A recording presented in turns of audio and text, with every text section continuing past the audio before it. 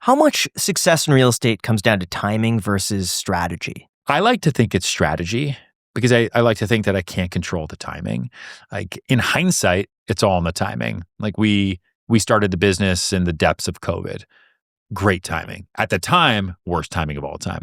But looking back, oh wow, that was like really, really great timing. You get in at the bottom, there's no fanfare, and you get to just ride the market, especially the COVID housing market, all the way up. I try not to focus on timing at all. I don't think you can time the market. I think people who try to time the market are people who also like don't buy convertibles because, oh my God, it could rain. Like that's not a great way to live life.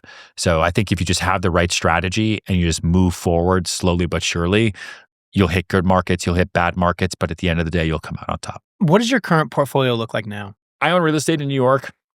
We buy and we sell real estate as we see good deals. A lot of my life has gone into building this company over the past 5 years. Even though we raised money last year, I have a wealth advisor that tracks a lot of stuff. I have a separate guy that does all my crypto stuff. I stay pretty asset light for the most part. Do you think that you would have been better off just holding all of your real estate as opposed to buying and selling? No, not really.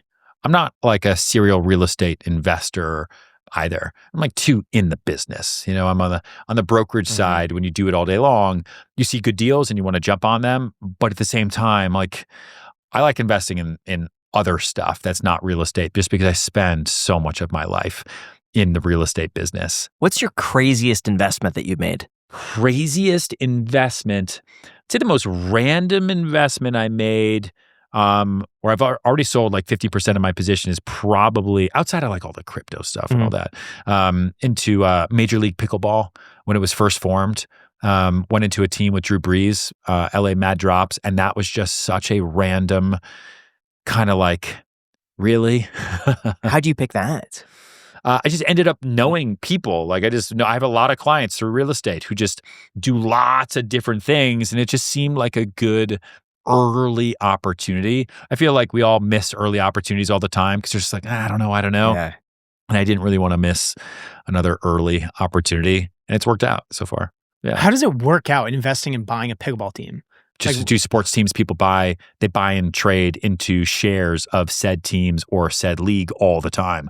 Like you don't actually see it all the time, but every NFL, NBA, MLB team, NHL team, like very rarely are the teams just sold to a new billionaire. A lot of times, I'll say you 10% for $1 billion. A lot of this, that, the other. I have a friend who works at a major private equity firm, and they're doing a $3 billion financing of one of the major teams right now. And you'll probably never read about it.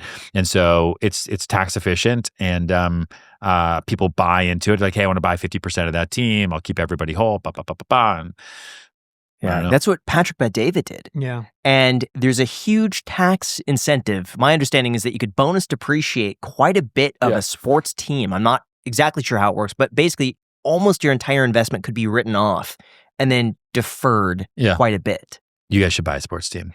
What's the what minimum? Sports team should we buy? And how much do you need? You should go into like intramural soccer, like maybe volleyball. I have an indoor big. Soccer team. We would take An indoor soccer team. I do. Really? Yeah. There's a game tonight.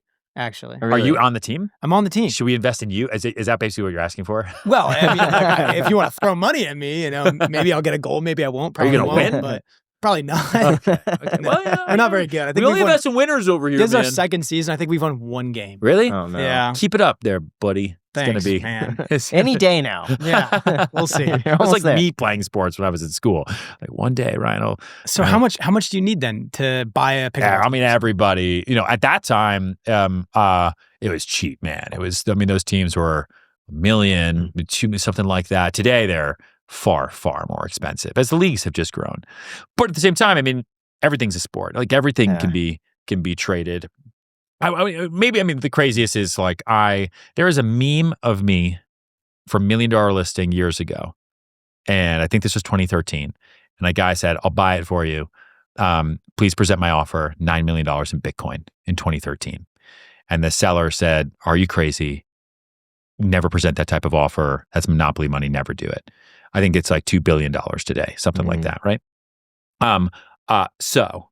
Do you still talk to that The seller? Yeah. Yes, I do still talk to that seller here and there.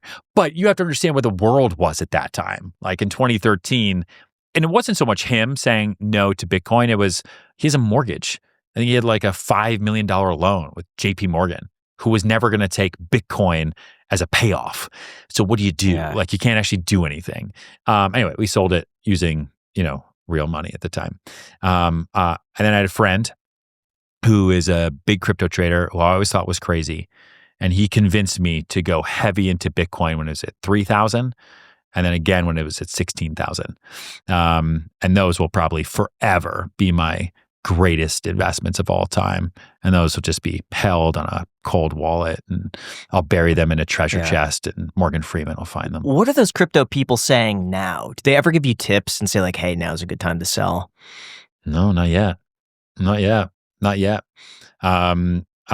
don't spend a whole lot of time on it now, but nothing recently that like jumps out to me. No. Are there any other tips though that you get just being around such wealthy people that maybe you're on a private jet with a billionaire who's saying, hey, by the way, we're going to be going heavy in this area. Here's just I think that there's a term for that. I don't know what it is. Insider trading to say, hey, we're planning a development here. Or No, I would just say, like, I like this. I'm going heavy in oil this month. Yeah, I mean, I hear some of that stuff here and there. A lot of our clients are private equity, and they end up controlling the markets. Like, we buy and sell homes for lots of those guys, and they're market movers, right, with what they can do.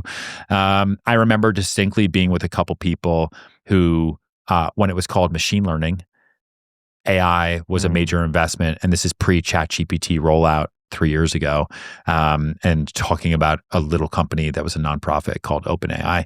I remember that conversation distinctly. I mean, that was a bit over my head at the time. And they were really, really kind of bullish on what was going to happen. Also into Google, also with like self-driving cars, like Waymo is just Google. Those are just Google cars, right? Just branded as Waymo. I remember those conversations too. Listen, I think the future is in probably generative AI applications across the board,